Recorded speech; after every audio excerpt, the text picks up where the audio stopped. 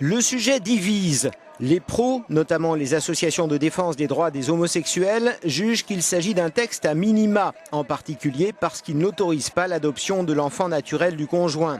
Les antis, que l'on trouve en nombre dans les milieux catholiques, estiment au contraire qu'il va trop loin parce qu'un couple signifie pour eux l'union entre un homme et une femme.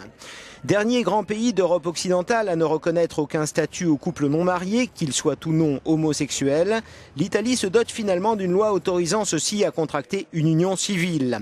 Pari gagné donc pour la sénatrice démocrate Monica Cirinnà, même si son projet a dû faire des concessions à l'aile de la majorité la plus réticente sur ce sujet.